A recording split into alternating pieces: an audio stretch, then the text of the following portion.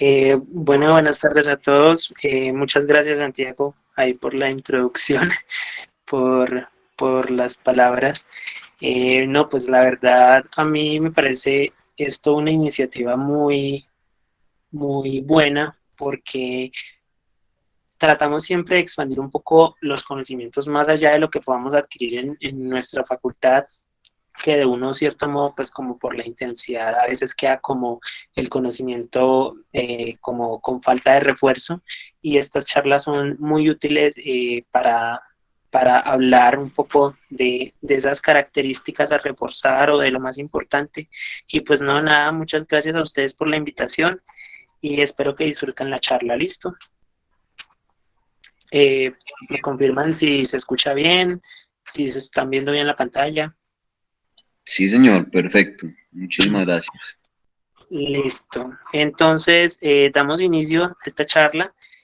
Vamos a hablar de los principios neurofisiológicos de la memoria.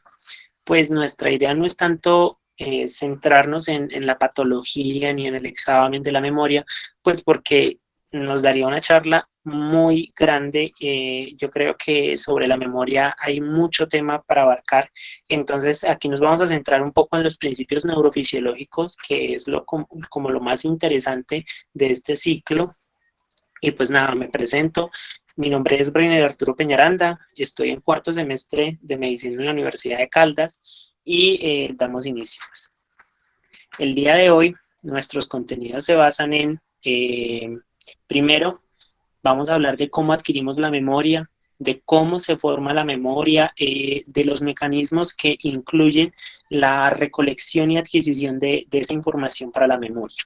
Luego hablaremos de cómo se consolida, de por qué nuestros recuerdos no desaparecen, y hablaremos de algunos tipos, por ejemplo, qué pasa con nuestra memoria cuando dormimos.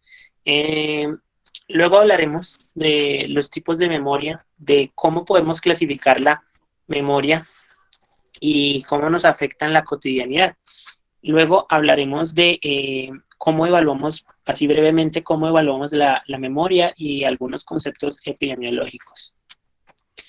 Entonces, ahora sí, a manera de introducción, pues contarles estas definiciones que encontré por ahí, y es, primero, que la memoria es una vía por medio de la cual entra al sistema la información y permanece para siempre, y el olvido es, por lo tanto, un problema de recuperación, eh, según el enfoque freudiano. Y luego es que otro concepto habla de que se trata de una función mental superior que permite al individuo registrar, almacenar y evocar la información. Gracias a esta capacidad vamos a disponer de una sensación de continuidad en nuestro entorno, y que la memoria constituye la base misma del aprendizaje. Esto es del Manual de Semiología Psiquiátrica de la Universidad de Caldas. Listo. Luego hablamos de la adquisición de la memoria, de cómo nuestro cerebro recibe la información y qué decide hacer con ella. Tenemos la adquisición de la memoria, que la memoria como tal es un evento de dos etapas. Primero la adquisición y luego la consolidación. La adquisición ocurre por medio de una modificación física del cerebro debido a la información sensorial que recibe. Hay algunas diferencias en cuanto a la fisiología de lo que veremos más adelante, que es la memoria de trabajo, debido a su labilidad de la información y su limitada capacidad, y que además esta no va a requerir ese cambio físico en el cerebro, y que el esfuerzo consciente va a depender de la información. La memoria de corto plazo se puede perder si no es consolidada en una memoria a largo plazo. Por ejemplo, muchos de nosotros pues no recordamos que comimos un determinado día, por ejemplo, el miércoles de la semana pasada, ¿sí? Porque esa información a corto plazo no se consolidó. Entonces, que la consolidación, pues como veremos, va a estar influida por muchos aspectos, entre ellos las cargas emocionales, y esto nos lleva al concepto de que no todas las memorias son creadas iguales, y de aquí parte el concepto, por ejemplo, de que puede ser que nosotros no recordemos qué comimos la semana pasada, pero sí podamos recordar qué comimos hace 3 meses cuando conocimos al amor de nuestra vida, ¿cierto? Entonces, esa carga emocional ayuda también en cierta parte a la creación de las memorias. Y esto nos lleva a otra característica especial, que es que el cerebro es selectivo.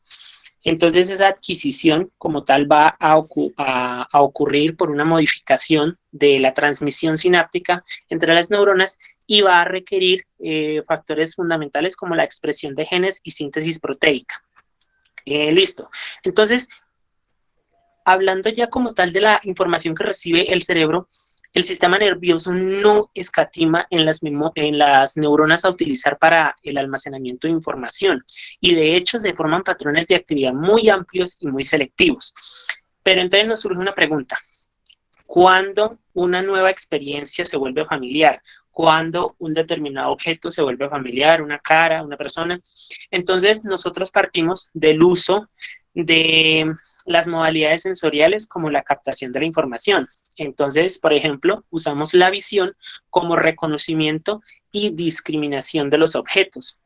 Esto se basa según una teoría de Hebb que les estaré mencionando más adelante mucho, que son el almacenamiento de memoria según las modalidades sensoriales. Entonces, la teoría de Hebb dice que si yo estoy utilizando mi modalidad visual para recibir una determinada información, pues es lógico que lo concerniente a la memoria de esa información se almacene en la corteza cerebral que está relacionada con la visión.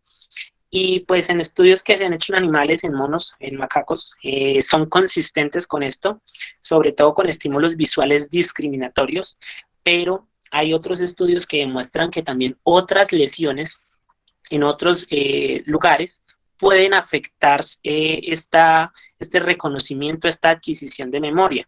Entonces, si bien se relaciona con el área de cada una de las modalidades sensoriales, no son los únicos sitios de almacenamiento ni los únicos sitios de posible afectación. Entonces, la información no se limita dentro del propio cerebro. Entonces, tenemos el ejemplo de esta que es la corteza inferotemporal, que según una teoría que los invito a averiguar, que se llama la teoría de las dos corrientes, la corteza inferotemporal está relacionada con lo que se llama la corriente ventral, y esta corriente ventral se traduce en la encargada de reconocer qué, o sea, reconocer los objetos, qué son y qué es lo que estamos observando, mientras que la corriente dorsal se encarga del dónde, de dónde proviene ese estímulo. Entonces, esta corteza inferotemporal que está relacionada con la corriente ventral también está relacionada al área visual y el almacenamiento de la memoria. Y pues el ejemplo muy característico de su alteración puede ser la que ocurre en humanos, que se llama la prosopagnosia, e incluso también ocurre a veces en simios, pues se ha registrado. Y es que es como la pérdida de la capacidad de reconocer caras familiares, ¿sí? Entonces, ¿qué es lo que pasa? Las neuronas de esta zona muestran una selectividad de estímulo, es decir, que reaccionan a algunos, pero no a todos los estímulos. Dentro de esto pueden responder a imágenes complejas, a sombras, a imágenes que pueden incluir caras familiares, y por eso su alteración nos lleva a esta patología que es la prosopagnosia. Pero entonces, ¿de qué va a depender la selectividad de este estímulo? Y en realidad, ¿cuándo un nuevo grupo de caras se vuelve familiar? ¿Sí? Entonces vamos a poner un ejemplo. Y para esto les voy a hablar de lo que es la memoria distribuida. ¿Por qué? Hablábamos de que la respuesta no se limita dentro del cerebro. Entonces tenemos varios grupos neuronales. Entonces vamos a tomar, por ejemplo, 3 grupos neuronales. Dentro de estos grupos neuronales, todos se enfrentan al estímulo, y al inicio la respuesta va a ser modulada de igual manera en todos los 3 grupos. Pero a medida que se va haciendo una reexposición o la exposición es constante, la selectividad de cada grupo neuronal va a crecer hacia algunos estímulos, por ejemplo, algunas caras, algunos objetos, y va a discriminar a otras. Entonces, esta selectividad, a medida que se vuelve continua o repetida, pues se hace más estable y mucho más precisa. Entonces, tenemos el ejemplo de que nosotros nos enfrentamos a 3 fotos de personas que nos ponen. El grupo neuronal A se puede volver más selectivo hacia determinada cara, mientras que los otros 2 grupos neuronales tienen otro tipo de selectividad. Pero eso no quiere decir que los 3 grupos neuronales tengan cierta selectividad por todas las imágenes. Es decir, que si bien hay cierta prevalencia en la selectividad a esos estímulos, no se concentran en un único sitio. Y esto es muy importante porque forma lo que se llama la memoria distribuida y explica por qué algunas lesiones leves en algunas zonas del cerebro no eliminan totalmente los recuerdos selectivos. Entonces, esta selectividad se va a basar en base a la fuerza y a la potencia de las entradas sinápticas convergentes en una neurona. Es, por ejemplo, como la visión, o sea, es que todo basa en integración, entonces es como nuestra visión. Nuestra percepción del color no es por la actividad de un único tipo de conos, sino por la actividad comparada entre los distintos tipos de conos que tenemos en la retina. Entonces, eso mismo pasa con las imágenes y los recuerdos y los estímulos que llegan a nuestro cerebro. Y pues por último, hay que recordar que entre más neuronas hay, pues más resistencia habrá a la pérdida de un determinado recuerdo de un estímulo cuando se pierden neuronas individuales, porque la memoria de ese recuerdo va a estar mucho más distribuida. Luego, pues hablamos más internamente de qué factores pueden alterar como esta distribución y esta información almacenada. Entonces tenemos que cuando la memoria empieza a removerse, ella no se remueve súbitamente, a menos de que sea un trauma y sea una amnesia, de lo que hablaremos más adelante, sino que por lo general suele empezar a removerse de manera gradual, y a eso se le llama graceful degradation o degradación de gracia, y es que la memoria se va perdiendo en un sentido de que primero empiezan a confundirse los propios recuerdos, empiezan a confundir la información en esas células y luego gradualmente se van perdiendo como tal la información almacenada. ¿Sí? Es más frecuente en ancianos o en pérdidas de un gran número de neuronas cuando nos enfrentamos a una enfermedad degenerativa. Entonces tenemos que el cambio en la relación entre las entradas y salidas en las sinapsis neuronales nos van a llevar a lo que es la habituación y la sensibilización, y estos van a alterar la fuerza y la potencia de esas transmisiones sinápticas que finalmente pues nos van a llevar a la modificación de la selectividad neuronal y la plasticidad sináptica. Bueno, antes de hablar de esta plasticidad que ocurre por un proceso llamado potenciación a largo plazo, vamos a hablar un poco de la anatomía para poder explicar la capacidad de alguna de las células en la potenciación. Entonces tenemos, por ejemplo, que el lobo temporal, que es el que más nos interesa en este aspecto por los estudios que se han hecho, tiene ciertas cortezas, ciertas zonas de corteza como la corteza entorrinal, la perirrinal, la corteza parahipocampal. El lobo frontal, que está más dedicado a la integración de la memoria declarativa, que tiene aspectos de respuesta en cuanto a la personalidad. Tenemos el lobo occipital, que en este caso pues está como relacionado a la percepción de una modalidad sensitiva, que en este caso es la visión, aunque tiene otros aspectos, y el lobo temporal, que tiene como varias zonas de interconexión con otros lobos, entonces permite como una zona de integración. Aquí tenemos entonces después unas imágenes. Nos interesa saber sobre todo esta zona, que es la zona profunda del lobo temporal, en el que encontramos el hipocampo y estas cortezas, estas zonas de corteza, que son la corteza entorrinal, la corteza perirrinal y la corteza parahipocampal de la que les hablaba.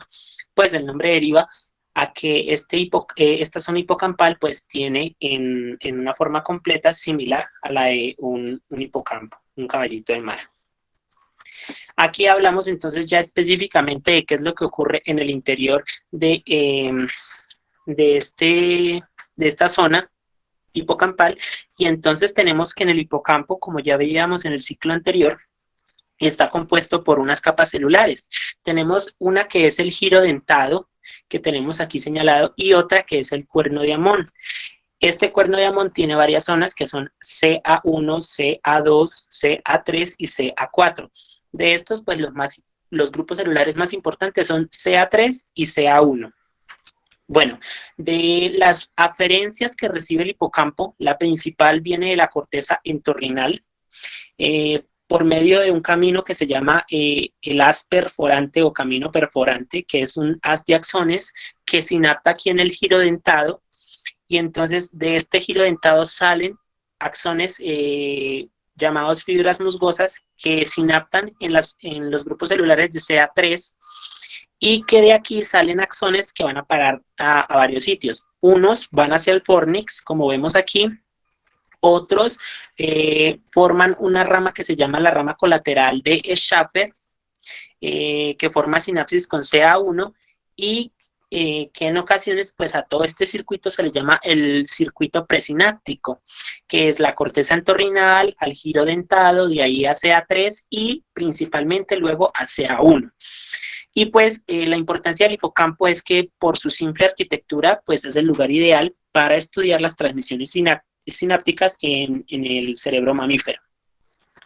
Y pues tiene la importancia de que es como una zona de integración. Entonces vemos que la información sensorial llega primero a las áreas de asociación cortical, de ahí pasa a áreas corticales renales y parahipocampales, que son como las más externas, y luego terminan en el hipocampo, que luego puede tener una señalización de nuevo hacia áreas de asociación cortical, o continúan hacia otras zonas como el fornix, que posteriormente se van a relacionar con el tálamo, el hipotálamo y otras respuestas más variables.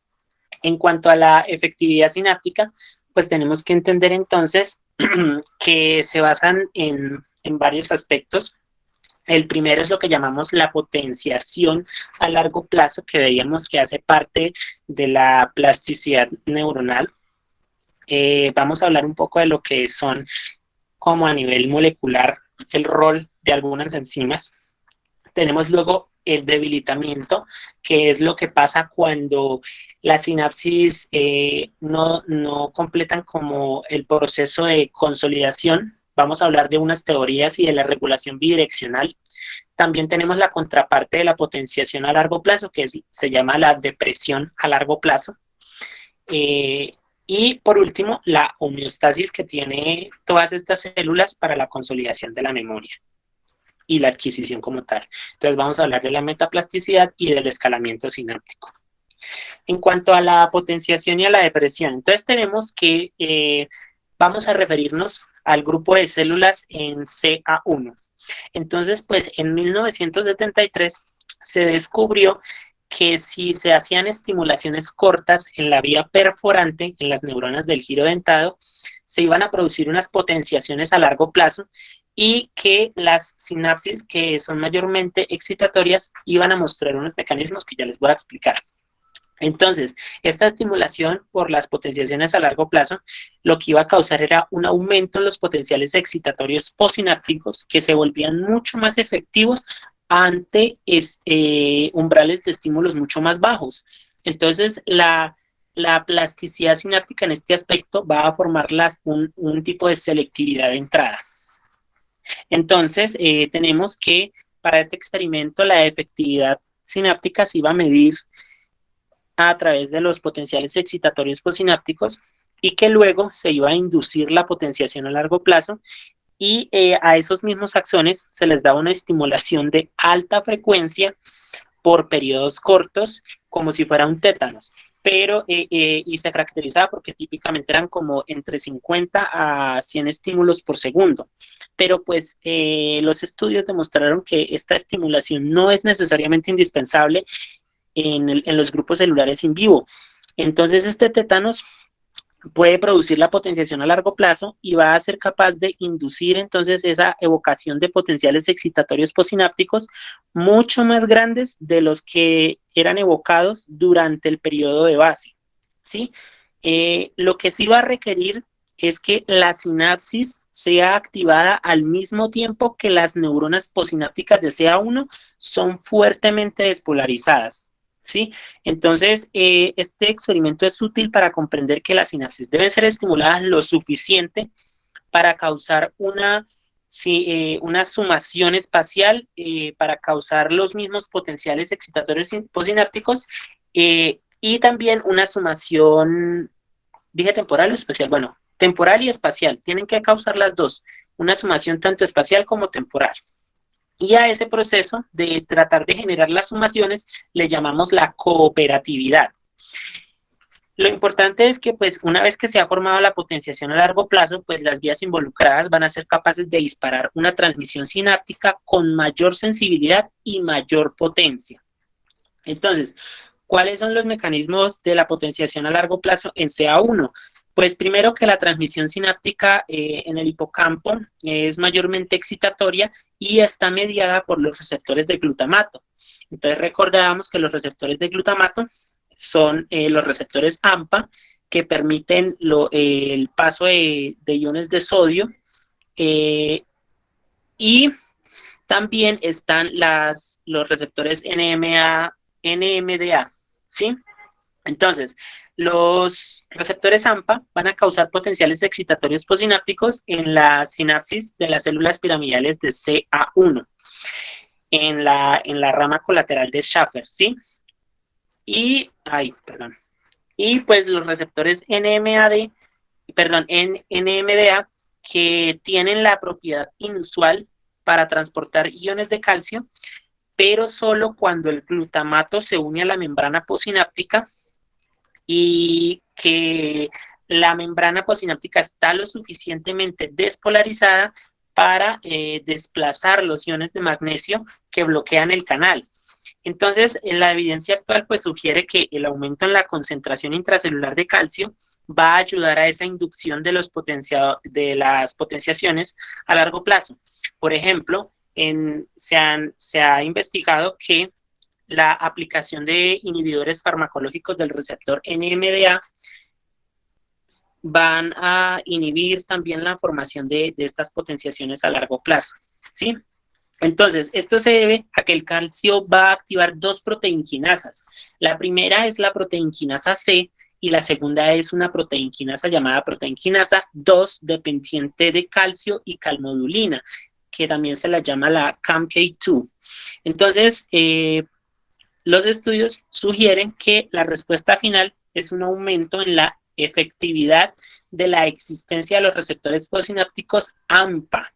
¿Mediante qué mecanismo? Mediante la fosforilación. ¿Por qué la fosforilación? Porque la fosforilación, ya sea por medio de cualquier proteinquinasa, va a llevar a un cambio en la proteína que incrementa la conductancia iónica del canal, y la otra vía es la que lleva a la inserción enteramente de nuevos receptores AMPA en la membrana posináptica, sobre todo en respuesta a la activación por la proteinquinasa 2 dependiente de calcio y calmodulina. Entonces, este cambio en la estructura sináptica lleva y participa a la formación de más espinas dendríticas y en la formación de nuevos contactos sinápticos con axones. Entonces es la imagen que les puse ahí abajito, en la que ven como una espina dendrítica crece de tamaño, y esto se explica debido a que la potenciación a largo plazo induce la localización de nuevos canales y por lo tanto el espacio de la membrana postsináptica aumenta y la espina dendrítica también aumenta, como lo vemos ahí. Y la imagen que ven aquí arriba es cómo la respuesta a los estímulos por los potenciales excitatorios posinápticos es mucho más elevada y más persistente después de una potenciación a largo plazo que en la línea de base. Ahora hablemos del debilitamiento de la sinapsis, pues que habla la teoría de Hebb, hay que recordarla, y que relaciona el crecimiento fuerte de una sinapsis cuando la actividad se correlaciona directamente con la activación de la neurona postsináptica, mediante las vías convergentes, ¿sí? Entonces, deriva es de esa activación. Y una extensión de esta teoría es la que crea el diseño bidireccional, que es la teoría BCM, en la que se habla de una regulación de la potencia sináptica, ¿sí? Entonces, ellos mostraron que los cambios dependientes de la experiencia en la selectividad de estímulos neuronales reflejan que esa modificación sináptica que almacena memoria en las redes neurales es como si las neuronas tuvieran una regla de aprendizaje y es sobre cómo la usan la sinapsis para potenciarse o deprimirse según el entorno sensorial va cambiando.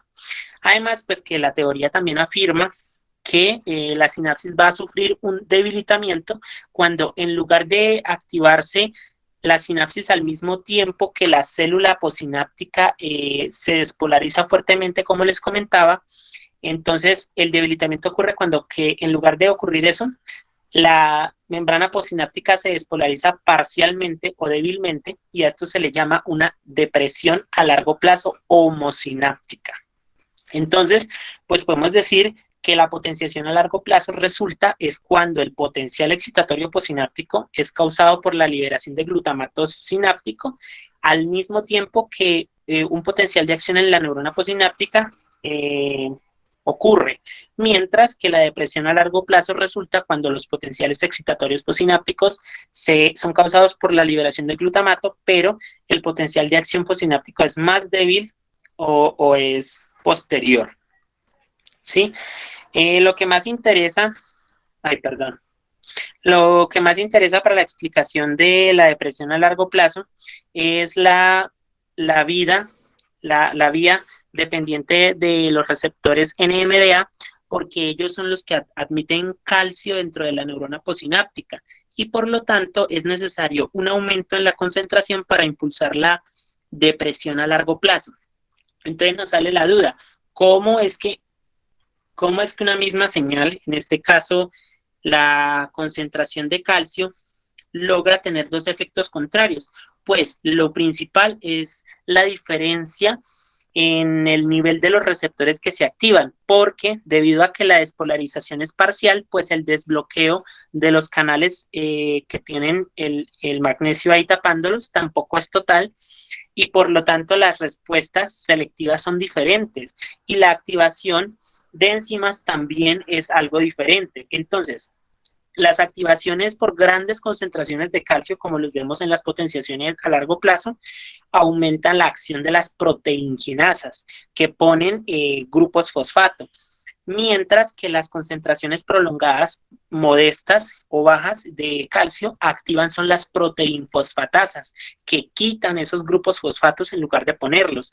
Entonces, la depresión a largo plazo también puede estar asociada con una internalización de esos receptores AMPA en la sinapsis y con esto pues podemos remitirnos y comprobar esa teoría de la regulación bidireccional tanto a nivel de regulación por fosforilación como en el control del número de receptores AMPA postsinápticos, ¿sí? Entonces, los estudios recientes nos hablan de que los receptores AMPA en la membrana postsináptica están continuamente siendo añadidos y removidos. Es como un cambio constante y que toma aproximadamente 15 minutos en remover y reemplazar la mitad de estos receptores AMPA presentes en la membrana.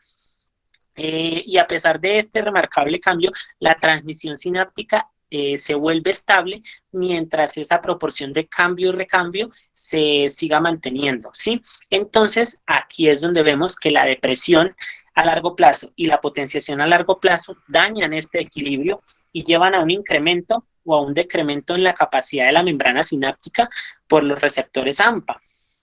Y esto pues está determinado por el tamaño de los espacios para el posicionamiento de las proteínas. Entonces les pongo yo el ejemplo de un cartón de huevos, que mientras el cartón de huevos se mantenga igual de grande, es posible ir poniendo un huevo, quitando otro, poniendo y quitando, poniendo, y así. Es un recambio constante. Y que no necesiten pues cambiar esa transmisión sináptica. La potenciación a largo plazo requiere un aumento en el espacio provisto para la ubicación de estas proteínas para hacerlo más sensible y más potente. Entonces, en evidencia de esto, lo que se ha visto es que una proteína llamada PSD95 incrementa esa capacidad sináptica para los receptores AMPA. Además que estos nuevos receptores primeros van a tener una subunidad distintiva que es el GLU-R1, o sea, la unidad del receptor de glutamato 1, pero posteriormente van a ser reemplazados por receptores habituales, pero lo importante ahí es que ellos son un punto clave para el aumento de ese espacio, ¿sí? Mientras que lo contrario va a ocurrir en la depresión a largo plazo, que reduce el tamaño del espacio para las proteínas y por lo tanto la inducción de esa depresión a largo plazo lleva a una destrucción tanto de la expresión de esa proteína PSD95 como de una pérdida de receptores AMPA en la membrana posináptica. Entonces, la importancia tanto en las potenciaciones como en las depresiones es porque posiblemente tienen una participación importante en la formación de una memoria declarativa, una memoria a largo plazo, y es clave señalar que la plasticidad sináptica entonces va a depender de los receptores NMDA que ha caracterizado al hipocampo, ¿sí? También pueden ocurrir estos cambios a través de toda la neocorteza, incluyendo el área infratemporal, que recuerden que es la zona donde las memorias de las caras familiares son creadas, y parece que la plasticidad de muchas sinapsis en la corteza cerebral puede estar gobernado por unos mecanismos similares. Pero pues hay que recordar que siempre puede existir las excepciones a esta regla y pues que no aplicaría a todas las sinapsis, incluso dentro de una misma estructura encefálica. Entonces, luego tenemos, esto sí está más adelante, ya lo coloco, denme un momento. Aquí, ahí, aquí, listo. Entonces tenemos que ese proceso de aprendizaje asociado pues se ha experimentado en ratones y a ese tipo de aprendizaje se le denominó una evitación inhibitoria, en la cual pues las ratas aprendían que asociar un lugar con que en este caso iba a ser el lado oscuro de la caja, con una experiencia aversiva, generalmente por descargas eléctricas o por algún tipo de golpe, y esta característica le permitía aprender al animal a evitar ese lugar en el que recibió ese tipo de experiencias, aun cuando haya sido una única vez, ¿sí? ¿Y de dónde sale la importancia entonces y la relación con las depresiones y las potenciaciones? Porque se ha visto que cuando se han introducido bloqueadores a los receptores NMDA, se ha mostrado una prevención en la formación de la memoria para estas experiencias aversivas y no se puede evitar que el animal regrese y que nuevamente sufra esa experiencia aversiva, ¿sí? Entonces eso es algo particular. Listo, ahora regresando aquí, entonces, después de hablar de la potenciación a largo plazo, el debilitamiento sináptico y la depresión a largo plazo, vamos a hablar de la homeostasis sináptica. Pues la homeostasis es importante para mantener un ambiente dentro de un rango fisiológico estrecho y por lo tanto va a ser importante para la plasticidad de la sinapsis. Y hay que considerar que la plasticidad sináptica está ampliamente distribuida en todo el cerebro. Entonces, hay dos mecanismos importantes que debemos tener en cuenta y es, primero, la metaplasticidad y segundo, la escala sináptica. La metaplasticidad se va a referir a un concepto que se llama límite de modificación sináptica. ¿Y en qué trata? En que a cierto nivel, la activación de receptores NMDA no es lo suficiente ni para generar una depresión a largo plazo, ni para generar una potenciación a largo plazo. Entonces, ¿recuerdan la teoría BCM, que era la extensión de la teoría de Hebb? Bueno, propone que el valor de este límite de modificación se ajusta dependiendo según la actividad posináptica. ¿Qué tanta actividad tiene esa membrana posináptica? Entonces, si tiene una actividad muy elevada, el límite de modificación aumenta y hace más difícil que se presenten las potenciaciones a largo plazo, porque ya de por sí es muy efectiva, y lo hace más bien susceptible a las depresiones a largo plazo. Lo contrario ocurre pues cuando hay una actividad disminuida, que lo hace más propensa a la depresión a largo plazo, que lo hace más propensa a la potenciación a largo plazo debido a que el límite disminuye y hace menos probable la depresión. Entonces, vemos que la metaplasticidad es eso, las reglas sinápticas dependen de la actividad celular o de la historia sináptica. Entonces, ¿qué hay que recordar aquí de particular?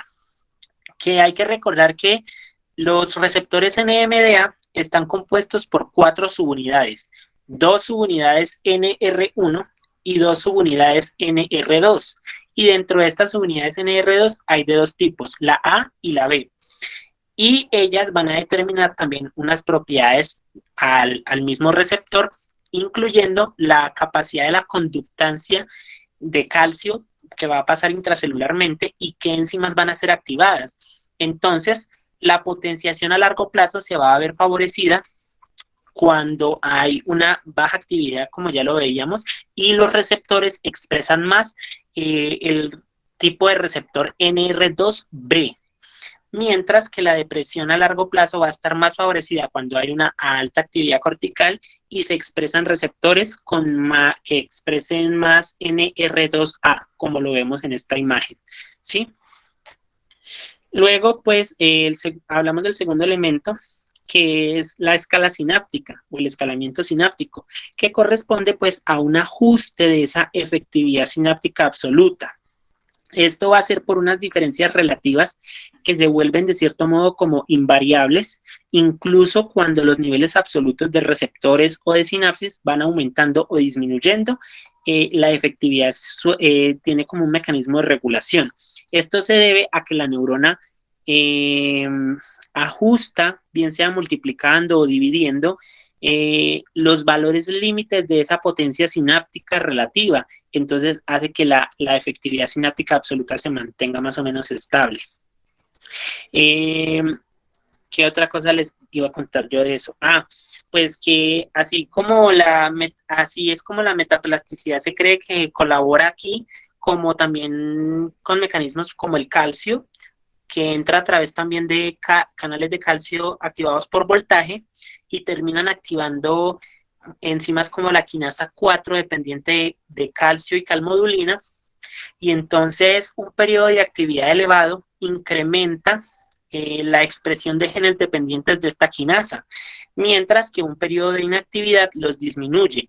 Y entonces, ¿cuál es la consecuencia? Pues la expresión génica que va a llevar a un aumento en la inserción o remoción, según sea, de los receptores de glutamato en la sinapsis, tanto para los NMDA como los AMPA. Igual que la metaplasticidad, pues el escalamiento sináptico ocurre en un periodo mayor que las potenciaciones o las depresiones, porque a las potenciaciones y depresiones les toma de segundos a minutos, mientras que esta homeostasis toma de horas a días, que es el tiempo necesario para inducir la síntesis o degradación de proteínas requeridas para ese ajuste de la efectividad sináptica. Ahora hablemos de la consolidación de la memoria, de cómo nuestro cerebro guarda la información y evita su olvido. Entonces, para la consolidación de la memoria, nos encontramos que la consolidación a base de los procesos que estábamos viendo para la adquisición de la información, ¿sí? lo que era la memoria a corto plazo, pues es algo problemático. ¿Por qué? Porque acuérdense que la adquisición de la memoria está basada en mecanismos de fosforilación, y la fosforilación es algo problemático en sí. Primero, porque las proteínas como tal no son permanentes. Entonces, la vida media de la mayoría de proteínas tiene menos de 2 semanas, y aparte que la fosforilación propiamente de una proteína pues tampoco es permanente. Entonces, en algún momento los grupos fosfatos también van a ser removidos. Entonces, para la consolidación de la memoria, las células utilizan 2 mecanismos. El primero consiste en activar persistentemente a estas proteinquinasas y al inicio de la activación, pues esto solo se puede lograr mediante la presencia de un segundo mensajero, pero hay evidencia reciente que sugiere que estas quinasas se pueden volver independientes de ese segundo mensajero en un periodo tardío de activación. Entonces aquí es donde participa de nuevo la proteinquinasa 2 dependiente de calcio-calmodulina, que va a permanecer activada mucho después de que la concentración de calcio intracelular ha caído a niveles normales. Entonces hay que tener en cuenta que eso es como un ¿qué? Como un... Ahí se me va la palabra. Bueno, tiene dos subunidades, una subunidad regulatoria y catalítica que encajan. Y para la fosforilación de sus sustratos, ellos se abren. Y entonces consiste en que el aumento de calcio-calmodulina, después de una potenciación a largo plazo, le permite a la estructura que no se cierre completamente y que el espacio alostérico en la subunidad alfa se autofosforile y por lo tanto pueda prolongar en sí misma su vida media. Entonces, aunque los niveles de calcio-calmodulina vuelvan a bajar y lleguen a sus estados normales, la proteinquinasa 2 va a estar activada por mucho más tiempo y va a poder inducir las vías moleculares sin necesidad de que la concentración de calcio-calmodulina permanezca elevada. Y esto pues solo se logra cuando las concentraciones de calcio-calmodulina son lo suficientemente fuertes como para lograr que la autofosforilación sea más fuerte que el impulso de la desfosforilación por otras enzimas. Y a esto se le llama la hipótesis de la molécula, del intercambio molecular o molecular cambiante, ¿sí? En este mismo proceso, pues, de la consolidación de la memoria, actúan otras proteinquinasas como la proteinquinasa MZ, y se ha demostrado su participación porque cuando se ha inyectado un péptido que lo inhibe, que es el péptido ZIP o ZIP, este péptido, al inhibir a la proteinquinasa MZ, logra borrar la potenciación a largo plazo e incluso memorias establecidas desde varios días antes de la inyección. Entonces, por eso se cree que la actividad de esta proteinquinasa mantiene cambios en esa potencia sináptica al continuar la fosforilación de alguno de los sustratos. Un modelo actual pues va a sugerir que el ARN mensajero de esta quinasa existe normalmente, pero no se traduce a proteínas, pero cuando hay un alza en la concentración de calcio, esto impulsa a la síntesis fuerte de proteínas sinápticas y entre ellas pues la generación de esta proteinquinasa que se va a encargar de fosforilar proteínas sinápticas que están involucradas en la regulación del número de los receptores AMPA. El segundo mecanismo que vemos en la consolidación de la memoria es la relación con la síntesis de proteínas, en la cual pues las memorias se vuelven incrementalmente resistentes a la inhibición de la síntesis de proteína a medida que el intervalo de la generación proteica y la inyección de su inhibidor aumenta. Es decir, entre más tiempo pase la célula, más resistente se vuelve a la inhibición de su síntesis proteica. Además de que cuando ocurren varios episodios repetitivos de estimulación fuerte y a nivel de un gran número de sinapsis, pueden inducir también a una potenciación de largo plazo de larga duración. ¿Sí? Y esto se relaciona con una estimulación mucho más fuerte en la síntesis de nuevas proteínas. Y aquí está involucrado este factor, que es el factor de unión al elemento regulador del AMP cíclico, ¿sí? O también llamado CREP. Y este es una proteína que se une a segmentos del ADN y que va a regular la expresión de varios genes vecinos que llevan a la producción de algunas proteínas esenciales. Entonces hay dos tipos de este factor CREP.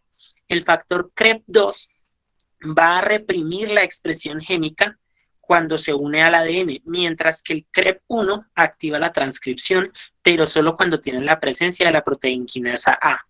Entonces aquí vemos cómo el aumento del AMP cíclico por algunas sustancias como la 5-hidroxitriptamina va a llevar también a un aumento de la proteinquinasa A, y esta proteinquinasa A va a fosforilar la CREP1 activándola e induciendo la transcripción de los factores, de estos factores genómicos, mientras que también va a fosforilar la CREP2, pero esa fosforilación la inactiva y entonces deja por fuera su vía de inhibición.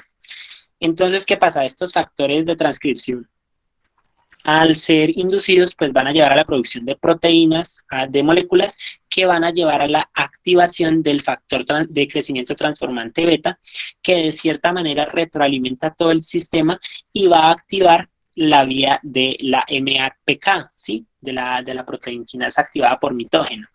Y esta proteína pues va a llevar a la estimulación del CREP2 y a regular, a modular esta transcripción del ADN.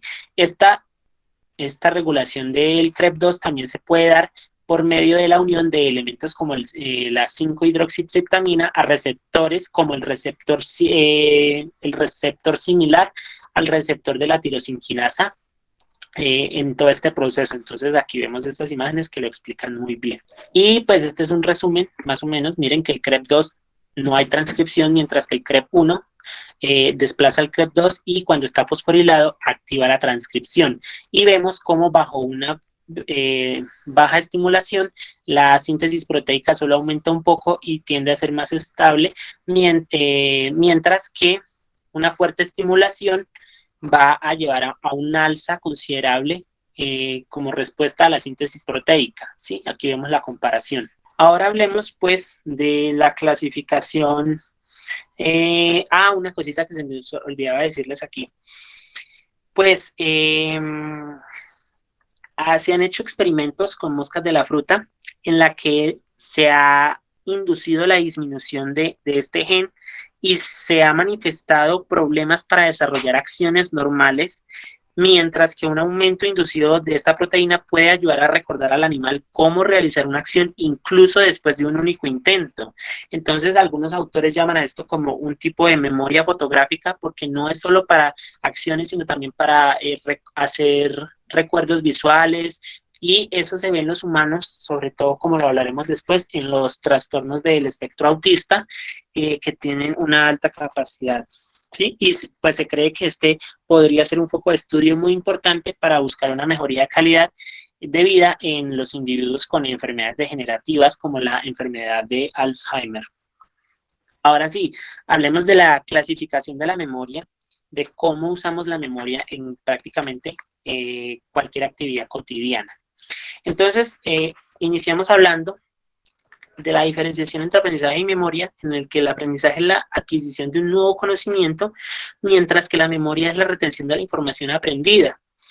No hay una única estructura cerebral o mecanismo celular dedicado exclusivamente al aprendizaje. Sin embargo, pues la vía en la cual la información de un tipo particular es almacenada sí puede cambiar a lo largo del tiempo.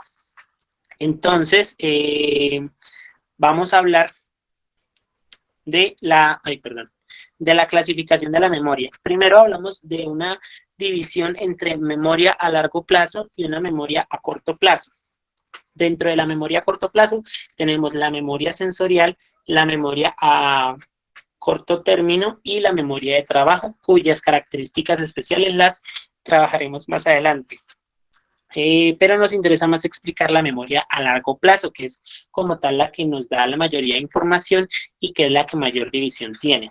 Entonces empezamos hablando de una división entre memoria declarativa o explícita y una memoria no declarativa o implícita.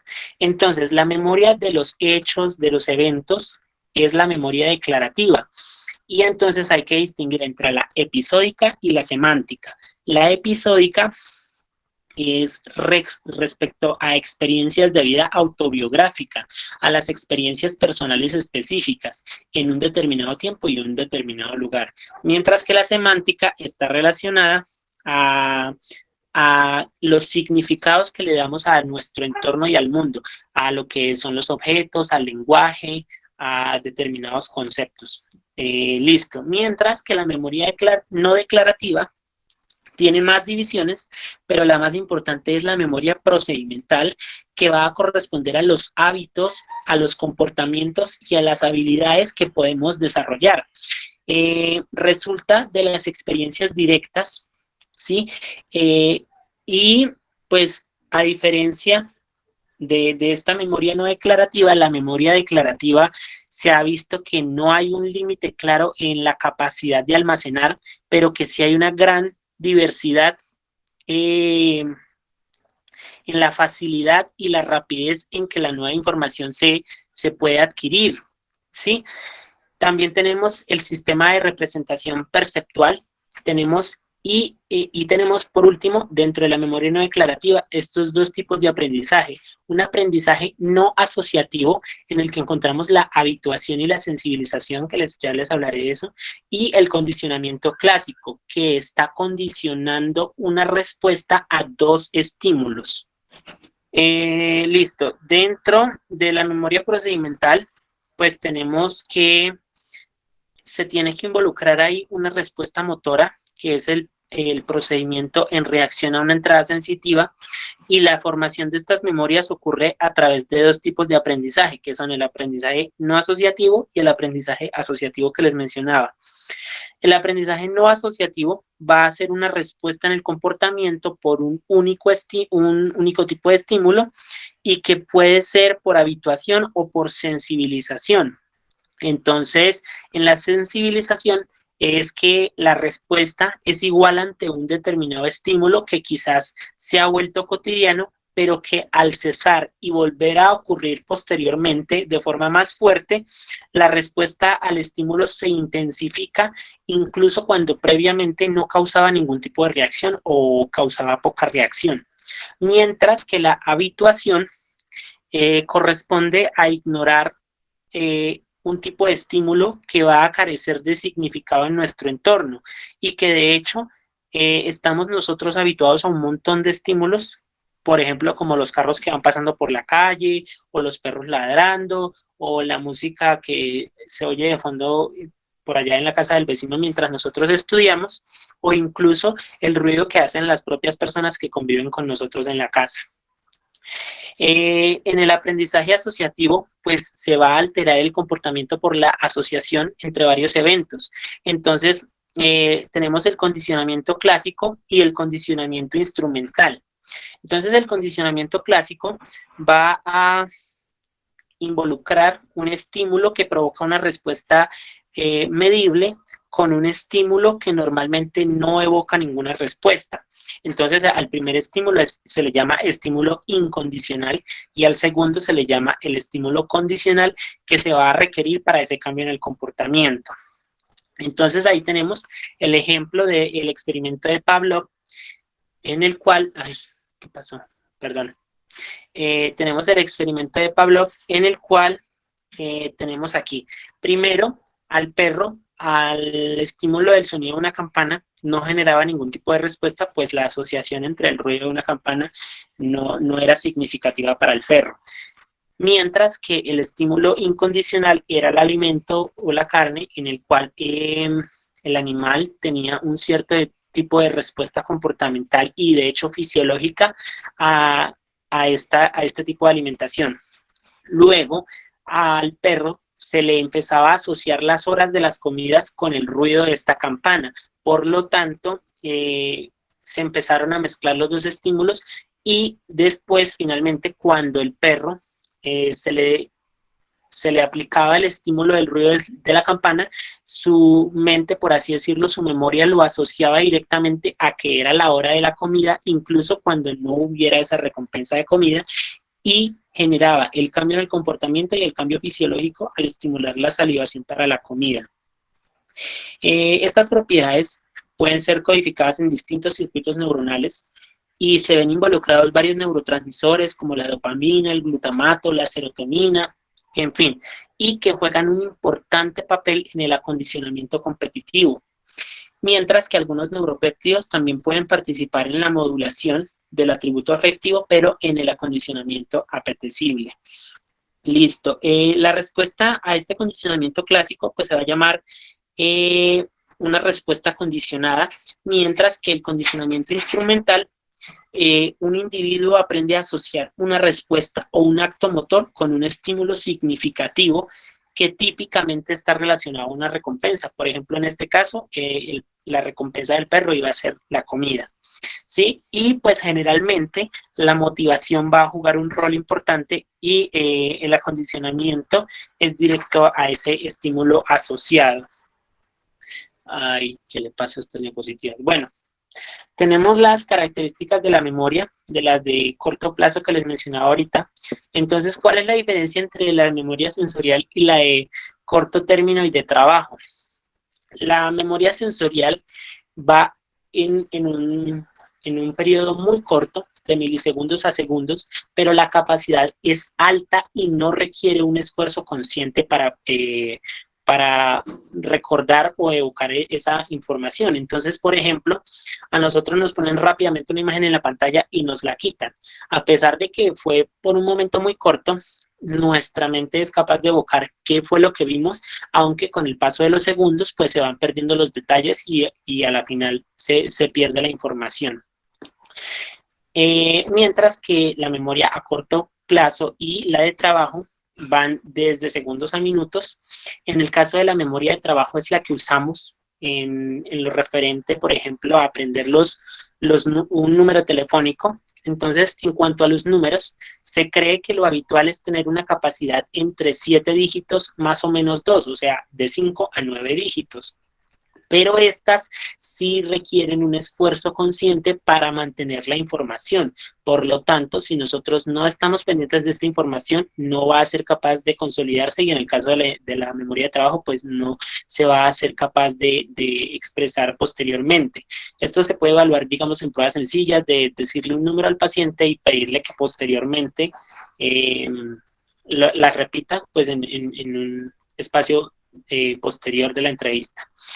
Y tenemos las memorias a largo plazo, no declarativas y declarativas, que sí varían de días a años, que tienen una alta capacidad, pero la diferencia es que la memoria declarativa sí requiere un esfuerzo consciente. Necesito ser capaz de buscar para evocar qué es lo que estoy queriendo evocar, pues el significado de un lenguaje, el significado de una palabra o el significado de un contexto, mientras que la memoria no declarativa no requiere ese esfuerzo consciente. Por ejemplo, cuando nosotros nos vamos a bañar, nosotros no estamos pensando en cómo debemos bañarnos, en qué parte del cuerpo debemos bañar primero, sino que es como algo más automático.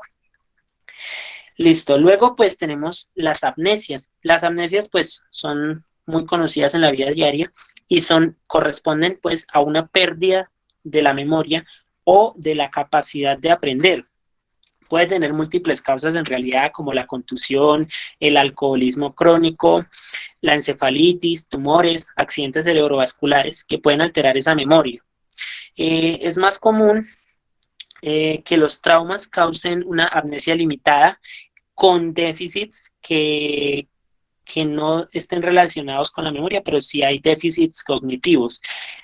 Pero si la amnesia no está acompañada por otros déficits cognitivos, pues se dice que es una amnesia disociativa, porque los problemas de memoria no están relacionados con otro tipo de déficits. Y pues dentro de esto tenemos que la amnesia puede ser retrógrada o anterógrada. Entonces tenemos que la amnesia retrógrada es aquella que sigue un patrón en la que se olvidan eventos de hace años o meses. Generalmente los recuerdos más antiguos son incrementablemente fuertes al olvido. Entonces un paciente puede olvidar lo que hizo los últimos 2 años, pero aún recuerda quién era cuando era niño, quiénes eran sus amigos de la infancia y todo eso. Entonces la amnesia retrógrada se encuentra con una resistencia muy fuerte de los recuerdos más pasados, de los recuerdos más profundos a ese olvido. Y la amnesia anterógrada pues es la inhabilidad de formar nuevas memorias después de un trauma. La persona pues puede tener la incapacidad completa de aprender y de recordar cualquier cosa nueva en los casos más graves. Hay un tipo de amnesia que involucra periodos mucho más cortos de tiempo y se llama la amnesia global transitoria, que es de un inicio mucho más súbito, consistente en una amnesia anterógrada, que dura por algunos periodos puede ser desde minutos a días, y que frecuentemente también se acompaña de una amnesia retrógrada para eventos recientes antes del ataque. ¿Sí? Adicional a la memoria de trabajo, pues hay ligeras ideas para la cuantificación de la capacidad de la memoria de trabajo, como les decía. Entonces, digamos, si bien nuestro límite habitual es de 7 dígitos, más o menos 2, ejemplo, cuando nos enfrentamos a un número de 12 dígitos, si yo les digo 1, 5, 3, 0, 1, 8, 7, 0, 2, 0, 0, 0, 0, es difícil de aprenderlo, pero si yo les digo 1530, 1870 y 2000, pues es más fácil de recordar, ¿sí? Entonces, esa asociación hace que la memoria de trabajo pueda mejorar en capacidad. Esta memoria de trabajo pues es una capacidad de la neocorteza que se halla en numerosas locaciones y que pueden involucrar, digamos, la corteza prefrontal, la corteza intraparietal y otras zonas. Entonces la corteza prefrontal pues va a estar envuelta para la solución de problemas, para la planeación del comportamiento de manera adecuada según el entorno. Y pues el caso más famoso de una alteración a este nivel es el de Phineas Gage, el cual tenía por una lesión en esa zona problemas para mantener el curso de su comportamiento apropiado, además de que tenía dificultad de planeación y de organización en sus comportamientos. La corteza intraparietal lateral pues se cree que está más relacionada a guiar los movimientos oculares y parece estar involucrada en la memoria de trabajo para la respuesta evocada por un estímulo visual normal, ya que la célula pues va a seguir permaneciendo disparando respuestas aun cuando el estímulo haya acabado de cesar y solo para después de que comienza un movimiento ocular sacádico. Entonces me remito de nuevo a este ejemplo y es que a nosotros nos ponen una pared enfrente de nosotros y nos ponen un punto en el medio de esa pared y nos dedicamos a ver ese punto en la pared por 1 minuto. Y después de ese minuto nos quitan el punto en la pared, pero nuestra sensación es de que el estímulo sigue estando ahí. Inmediatamente ocurre el movimiento ocular sacádico y volvemos a localizar el punto en el que estaba el estímulo, ya no lo vamos a ver. ¿Por qué? Porque las respuestas celulares han cambiado y por lo tanto la respuesta evocada por el estímulo visual ya no va a estar presente.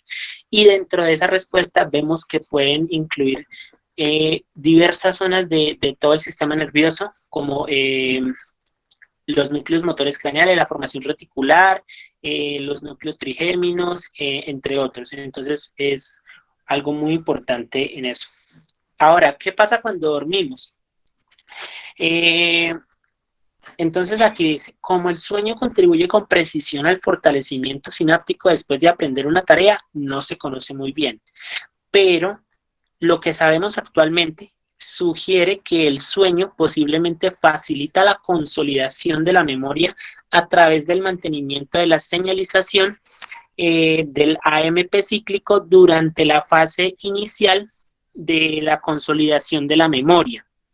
Entonces, para esto tenemos, por ejemplo, que cuando tomamos las siestas cortas entre 15 y 30 minutos, tan pronto como aprendemos algo, esto va a alterar los niveles de AMP cíclico y la señalización del AMP cíclico en el cerebro.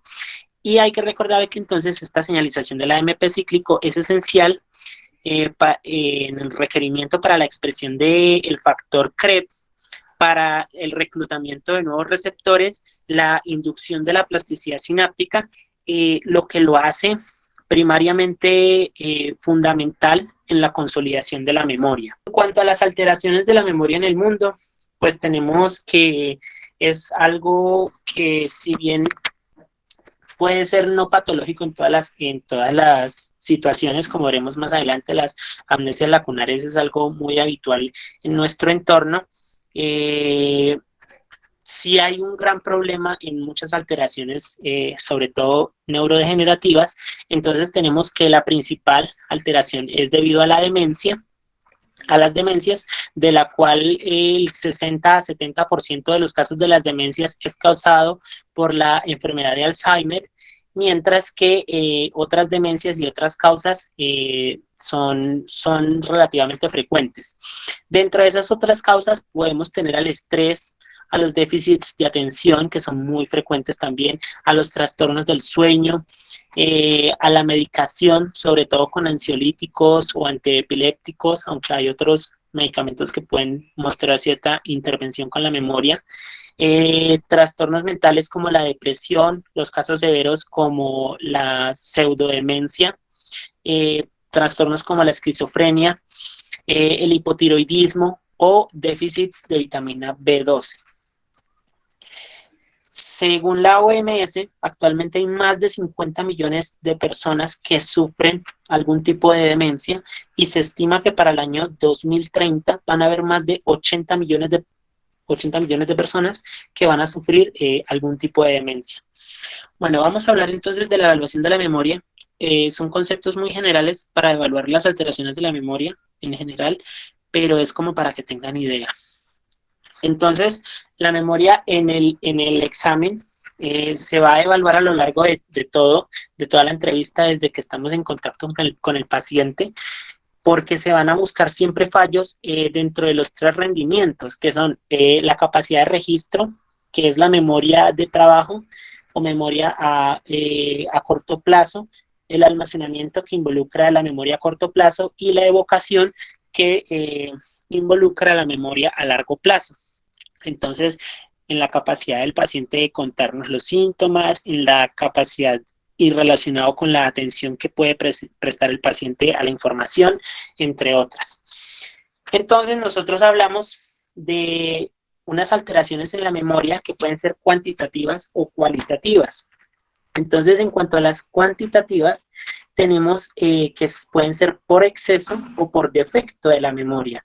Dentro de las alteraciones por exceso tenemos las hipermnesias, que son infrecuentes en realidad y que rara vez son psicopatológicas por sí mismas, porque puede ser que la persona tenga una muy buena memoria, aunque pueda ser parte de la sintomatología sindromática de algunos trastornos, como les mencionaba anteriormente, los trastornos del espectro autista. Y se caracteriza por tener una gran capacidad de registro y gran capacidad de evocación. Las hipopnesias son una falla en el registro o una falla en la evocación y son muy frecuentes en la vida diaria. Entonces no van a ser psicopatológicas a menos de que se presente repetitivamente y que le esté causando una disfunción personal o social a la persona. Y dentro de las amnesias, pues que recordábamos, es una pérdida total de un recuerdo, y hay que diferenciarlo de las hipopnesias porque en las hipopnesias se olvida un detalle del recuerdo, se olvida, por ejemplo, yo recuerdo que cené ayer, pero de pronto no recuerdo específicamente qué fue, pero sí recuerdo que cené. Y otra cosa es que yo no recuerde que yo no recuerde qué haya hecho ayer en toda la noche. Sí, eso es muy distinto. Entonces, recordar que las amnesias pueden ser anterógradas, retrógradas o mixtas, que son fallos que hacen incapaz a la persona para evocar el pasado y almacenar el presente. Y pues dentro de las alteraciones cualitativas tenemos los errores o distorsiones de datos que vamos a llamar parapnesias, y dentro de estas ocurren lo que son las fabulaciones y las ecmesias. Entonces, ¿qué son las fabulaciones? Son un intento por rellenar una amnesia lacunar, ¿sí? Entonces, aquí entra lo que es los falsos reconocimientos, y es tratar una ilusión o una fantasía como un recuerdo verdadero. Entonces, ahí entra, como les decía, los falsos reconocimientos de alguna situación, de algún objeto o persona. Y dentro de las ecmesias están los errores en la localización, que pueden ser por mal contexto o por errores en localización de tiempo y espacio. Entonces, las de contexto son los famosos déjà vu y jamais vu. Los déjà vu es cuando un paciente está teniendo una experiencia nueva, pero la asocia como si ya la hubiera vivido, mientras que el jamais vu es que el paciente, habiendo tenido previamente múltiples experiencias repetitivas, las asocia como si fuera la primera vez que las estuviera viviendo. Y los errores en las localizaciones en espacio-tiempo son las propiamente en espacio, que el paciente no ubica bien un recuerdo en un espacio determinado, o las confusiones de presente pasado y pasado presente.